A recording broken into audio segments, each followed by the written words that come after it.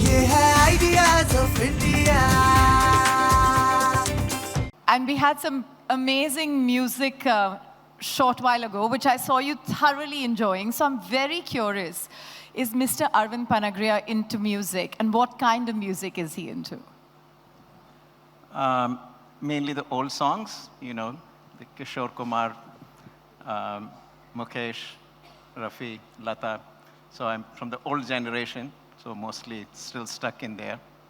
Stuck in time, you said? Yes. Lovely. Luckily, our economy is not, and Mr. Panagariya is at the helm of now the new Finance Commission. Very, very curious. Coming back into India, seeing it from the heart of Columbia University, then being here at Niti Aayog and launching its new avatar, going back, you've seen India in many colors, both in global context and its own context. How do you feel about the comeback right now? Well, for me, coming back to India has always been invigorating, and no surprise that even after I had returned from the Niti Aayog back to New York, I was coming about 3 times a year at least. So I can't stay away from India. And after 50 years, I'm still an Indian citizen. So, this year it'll be 50 years in the United States for me. I left in 1974. Yes. So. But there is so much optimism about India today. Every single person, from our timelines to our newspapers to any form of text, is talking about the India story.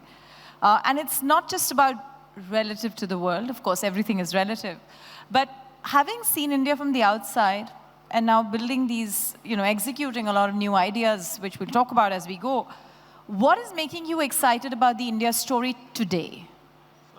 So give me just a minute, to give you a little background of me, because I'm old. So I have seen the old India and I'm seeing the new India. And I remember, in the 1980s, I used to be very pessimistic about India, that this license permit Raj that we have will probably never go away. We even used to joke that, economists who work on India are of 2 types, those who are optimists and those who are pessimists. And the pessimist says that things are so bad, I can't imagine them getting any worse. And the optimist says that, well, I can. But things changed in 1991. And since then, we had ups and downs. But nevertheless, I think, the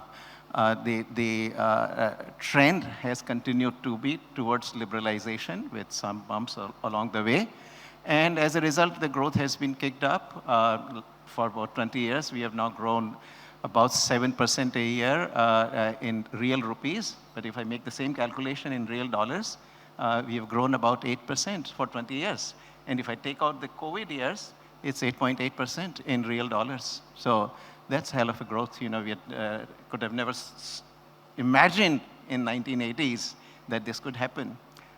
So I think, things are looking very good. And when one looks to the future, it looks even better.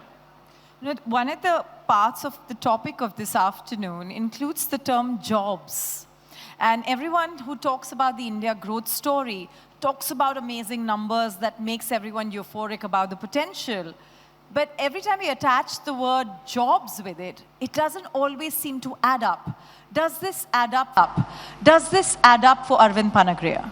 Okay, yes and no. I think yes, in the sense that, lot of the jobs debate happens around unemployment.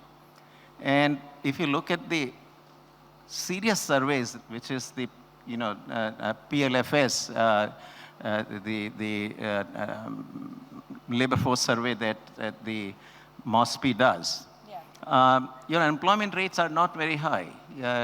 Whether you look aggregate urban unemployment, rural is even less, and aggregate it has been around between 3 and 4%. So unemployment is really not India's problem in my view, and we can talk about it. Our problem is underemployment. So productivity is low. So the job that can be done by 1 person often gets done by 2 people or maybe 3 people. And that is where I think, the real challenge of jobs is creating well-paid, high productivity jobs. So unpack that for us. You said unemployment is not a problem. The problem is underemployment. You know, I'm just looking at just the number of women who are employed. This number was 25% or 27% a few years ago. We've actually dropped on that number. I'm just curious, as a whole, when you say that underemployment is a problem, somebody could argue that we just have more people employed in the same job or pretending to do that job. Could you just unravel that for us simply, as an economist, think of us as students and tell us why do we have this situation? So one way to think of it is this, that we are a country with a very large workforce, right? So in the economist jargon, we'll say that we are a labor-abundant country and we are a capital-scarce country. But what we have done is to put much of the capital in very selective sectors, which are in any case very capital-intensive. So we got a situation where much of the capital is working with very few workers. And then you got a host of workers in agriculture, in micro and small enterprises, where the capital is hardly present. Yeah. So then you got a lot of workers working with very little capital. Yeah. And when that is the case, it translates into low productivity. Yes. Right? You know, so even for a gardener, for example, if you haven't got the proper tools, he's not going to be able to do the job efficiently. Yes. And so you substitute labor for capital, but you know, there are certain forms of capital which cannot be substituted Yes. by labor. So that translates into low productivity. But this is a fantastic point you make, and it's a realistic point. My question to you is that how are we fixing this? Because it's clear to us that there's no dearth of capital when you can show growth like the growth figures we're talking about, and it's coming through in FDI and coming through in financial institutional capital. But that's not the answer to creating jobs. Yes, I think, you know, this is where you're right, the capital is sufficiently there, meaning our savings rate now has climbed back up, and total investment to GDP ratio has come back to about 34% now, which is, you know, from the peak that we experienced, very unusual in 2007-8, is only 2 or 3 percentage points away. So we are very much there in terms of total capital. What is still happening is that this capital is sitting in industries which employ very few workers. What we need is policies, and part of this problem has been very historical.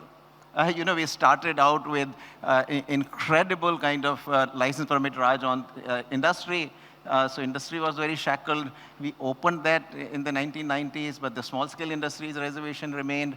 Then the labor laws still have not been reformed. You know, we have passed the labor laws, four new codes, but they have still not been implemented. So, what that of course translates in is that capital really doesn't go where labor is, because, you know, think of industries like apparel, footwear, furniture, all kinds of light manufacturing, which all the countries that have grown at 10 or 11%, South Korea, Taiwan in the 60s, 70s, and 80s, China in the 80s, 90s, and 2000s, they all exported these products in large volumes. We haven't done that. Yeah. And I think, you know, we still need to fix labor laws, need to fix infrastructure. I think infrastructure progress has been absolutely tremendous. Phenomenal, actually, I should say, in the last 4 or 5 years.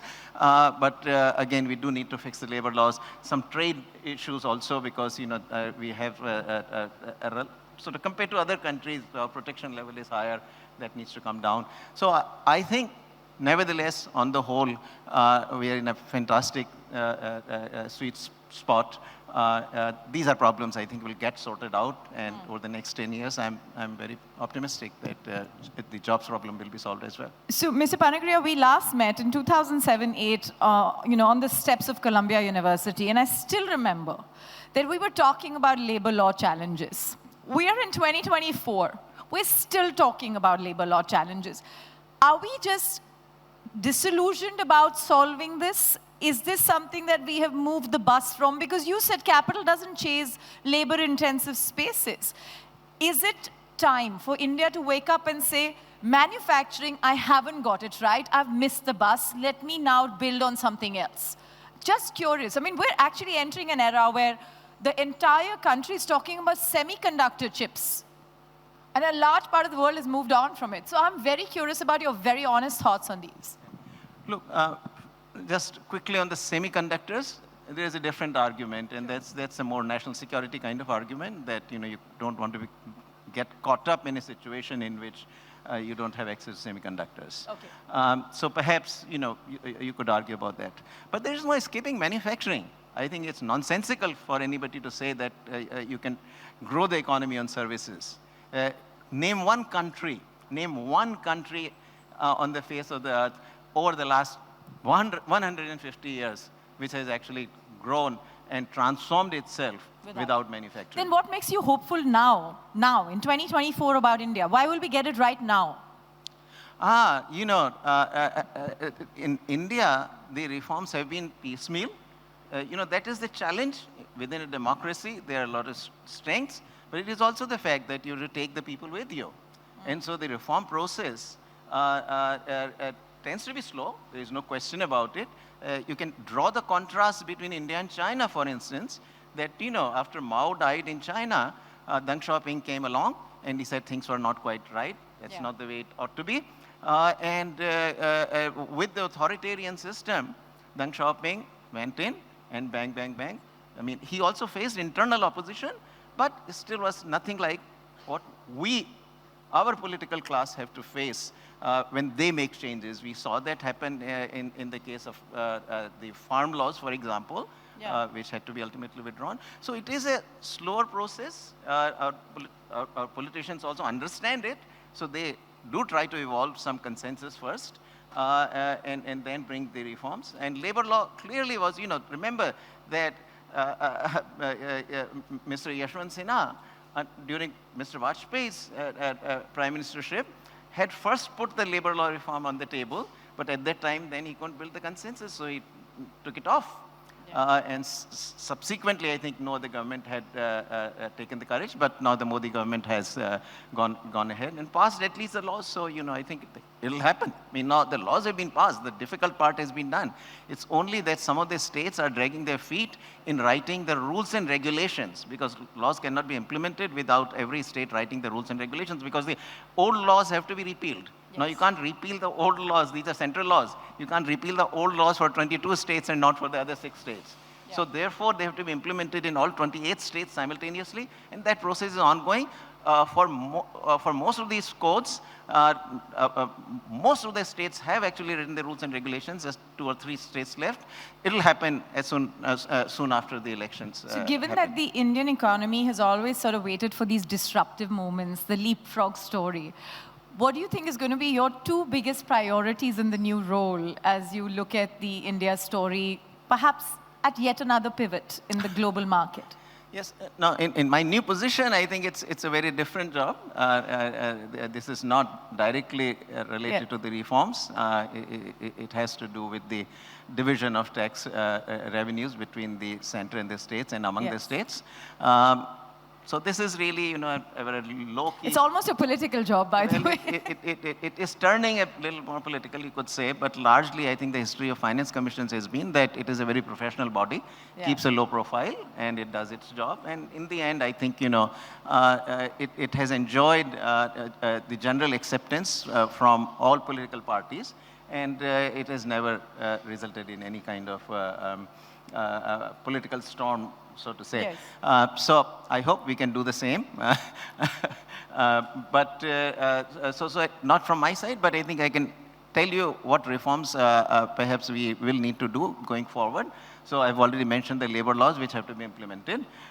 We then also need to liberalize the economy a bit further. I think on this issue we have, particularly in 2018-19 fiscal year, because the GST revenues had declined in the early stages, now they are back. In 2018-19, we introduced a lot of custom duties. I think, the original motivation was to compensate for the revenue lost on GST. But then the protection has this habit of not going away that easily, once the tariffs are put in place. So I think we need to liberalize those. We need to also sign more and more free trade agreements. We have done some with Australia, UAE. The one with UK, it looks like it may even happen before the elections are concluded, but certainly after elections it will happen. We have to also sign one with the European Union, and I would really love to see down the road, it will not happen within next 3-4 years, but down the road, once we do it with the European Union, we should be ready to sign one with United States as well. So that's one last very important set of reforms have to do with privatization. And on that, the government already has a good policy in place for privatization of public sector enterprises, but also a lot of the banks ought to be privatized as well. So this is the kind of set of reform agenda that the Just new on that government will point, have to- could you talk a little bit more about it? I mean, we've seen some conversation on the banks. We've seen some privatization of government institutions. Are you looking at a specific sector, let's say within banking, outside banking? Just curious. And what makes you optimistic about this divestment? Is it because now there are other private sector organizations that are doing better, in those spaces? Just curious. Or unlocking money, basically. No, look, I mean, unlocking money is also important, actually, Yes. because, the government does want to invest a lot more on infrastructure, and it is doing it incredibly effectively. The projects that used to take 10 years are being completed in 2 years now. And projects on large scale, the kinds of projects we had never done, we are doing those. So that is a reason also. But I think even bigger reason is one of efficiency, that, once these enterprises pass on to the private hands, they all become far more productive than they were. I mean, look, Air India is a prime example. The government was losing billions of dollars on Air India actually every year. Those losses have now gone off the government's books. And in addition, I've been traveling Air India since it was privatized, and I've never seen, the plane being even 1/10 empty. I think every seat is taken, both in the economy class, business class. It's at least the flight that I come on from JFK to Delhi, completely full. Service is improved, image is improving, and that in spite of the fact that the interior of this particular plane on this particular leg of the flight is still an old one, but that hasn't deterred, But this is the history also of, I mean, this is the more recent one, but several enterprises had been privatized under Prime Minister Vajpayee. Yes. And every single one of them actually is flourishing. And employment, there's always this bogey is raised that, the private owner will fire the workers, and employment, jobs will be lost and so forth. None of that happened, actually. Systematic studies have been done. Employment has gone up, and of course, the enterprises themselves have taken off. Yes, in divested entities. Okay, let me just zoom you out of that and talk to you about how today India has a place in the world. And of course, it's very much so driven by that 7 to 8% growth, because where else do you put the money and get growth, right? But I wonder what your take is when you see that not only are we showing financial returns to the world, we're showing a voice of confidence. Has that struck you as a very important difference between the last 4 or 5 years to where it is today, and how? Yeah, practically all the good things that could happen are happening. And in the opposite side, we sometimes say that the conditions are there for a perfect storm. Now the conditions are perfectly there for India to take the world by storm. Economically, really, India is the only major economy that's growing at this kind of rate. The rival economy, China, which had been growing very robustly for about 3 decades, I would say, has slowed down. I mean, there's no question. The 4th decade, if you take 2010's decade, growth rate has come down to about 7% during that decade. And currently, it is down to 5%. No surprise there. Actually, all the economies that had grown rapidly, South Korea, Taiwan, Singapore, Hong Kong, all the economies previously, by the 4th decade, they slow down, and 5th and 6th, they slow down yet further. I mean, after you have grown that rapidly for 3 or 4 decades, you join the human race. Yeah. India, on the other hand, has grown, actually it has not grown the 10% kind of, at 10% kind of rate. So even though for 20 years we have had pretty good growth, Still our per capita income is $2,400 or $2,500. Yeah. We are still, compared to like South Korea, 33,000, compared to even China, 16, 17,000, we are still well below. What that means is that there is enormous gap between the productivity for the rest of the world and our own productivity per worker. What's going to fill it? Because it doesn't seem like an obvious path for, us to tread. What's going to fill that productivity gap? No. Look, part of the explanation is that the capital with which our workers work is less. Capital per worker in India is far less than in China or than in South Korea. So as capital accumulation happens, automatically productivity rises, but there is also the element of technological catch-up. That, technologies that can give you per capita incomes of, say, South Korea 33,000 or even China 17,000 already exist. Yeah. They don't have to be innovated. Yeah. They are there for us for taking. And so whenever there is this large gap, economies, if the economic policies are right, they grow.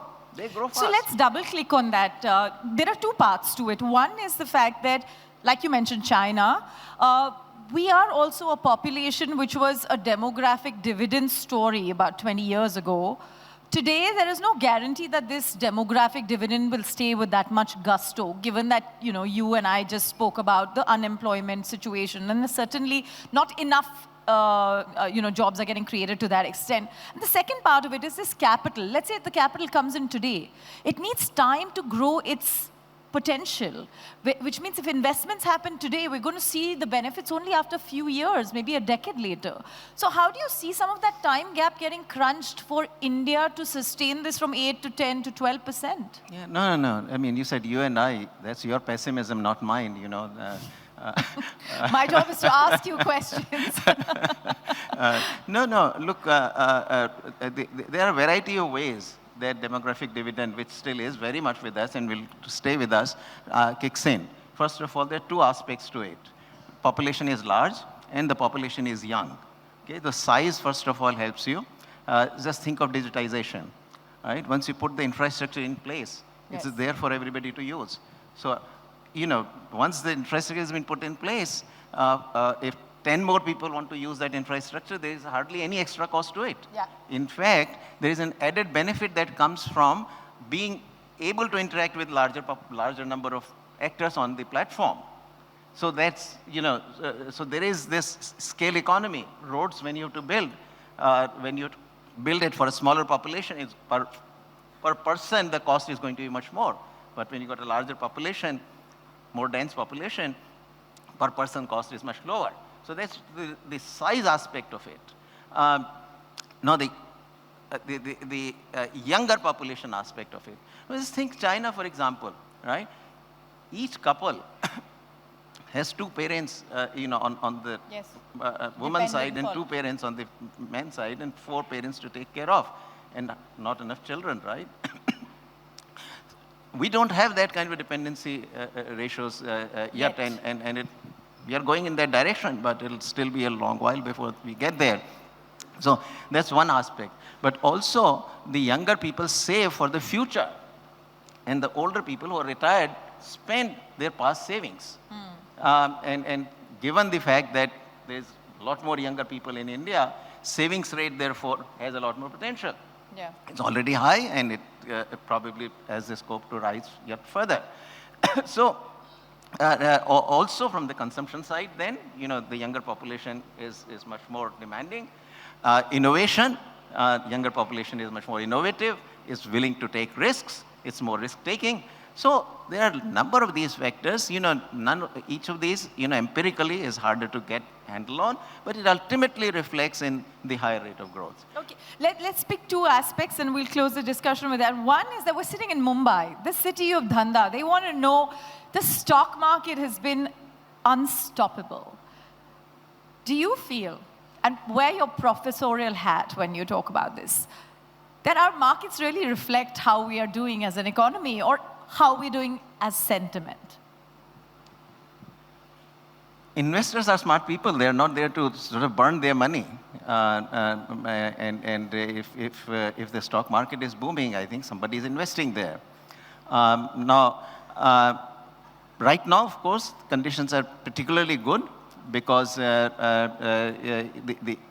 was a short period during which when the interest rates in the US were rising, then the money was, capital was moving out of India into the United States, out of everywhere, the emerging markets. So all emerging markets were actually suffering, and we also saw the currencies depreciate and so forth. But that phase is over now.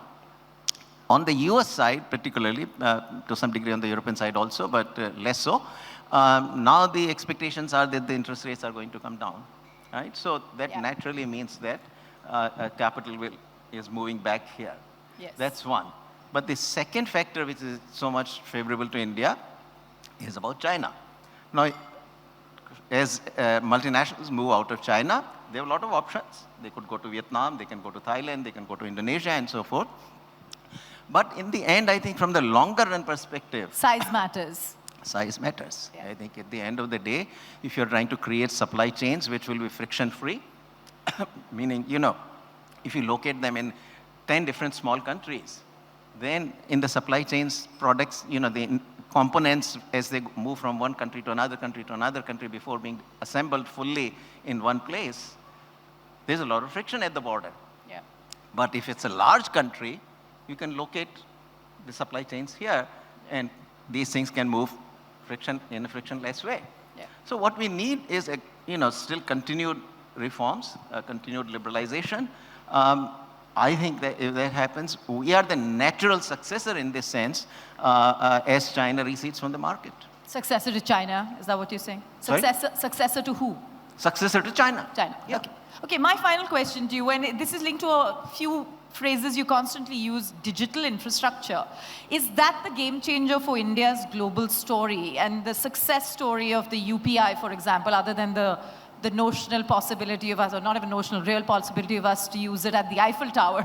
But other than that, do you think UPI and many of the allied stacks are going to be one big game changer on a global map for India as we go forward?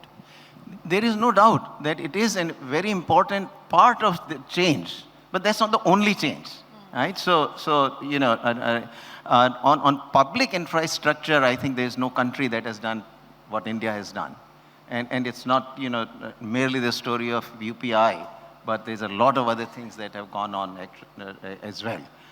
So on the public infrastructure, we are practically, I can't think of any other country, But there are other areas as well. But on that one, I should say that since perhaps there are a lot of IT captains in the audience also, I think our private industry actually has to do better than it is doing. It has to compete with what China could do. We are still to do those kinds of things, my favorite example. A lot of the times, the industry says that, China did it by protecting, and they got the Googles out and the Facebooks out and so forth. And so this is really a ploy, I think, to get, that Amazon, we can't compete. So you're saying India's created the infrastructure, now take on the opportunity. But let me complete the thought. But look, TikTok was actually banned from India. Why did our IT industry not produce a successor to TikTok here? But why do you think not? That's my question. No, but that's the question to the industry, right? I like the way you're throwing up a challenge there. I hope Bangalore is also listening while we're live. Yes. Fair enough. So they are the ones who have to answer, not me. What I'm saying is that, look, that's a space in which somehow I feel that the public sector, the public digital infrastructure has moved far more rapidly. Our industry actually needs to step up. There was a time we were far ahead of China in IT. Yeah. China was much later, but China has zoomed past us there. And I think, I'd like our industry to also step up. And IT has new alphabets these days. They are A and I. We got to, create this, especially when a TikTok is taken away. It's the Facebook Shorts that came to replace it. YouTube Shorts, Not our local homegrown. Okay, so while everyone thinks about how they can potentially take up this challenge that you're talking about, I want to ask you, not in the capacity as the chairman of the Finance Commission, but as Professor Arvind Panagariya, are you happy with the current idea of India? And if not, what would you change? Am I happy with the current idea of India? I'm an economist, and I'm very happy with the way we are going on the economy. I hope we could, speed up some of the reforms. Now I realize that till election happens, we won't see those reforms happening. But soon after the reforms, I think, soon after the elections, I hope we really go. Prime Minister has said that he's going to make big decisions after the elections. So I'm hopeful that we'll see some big actions happening.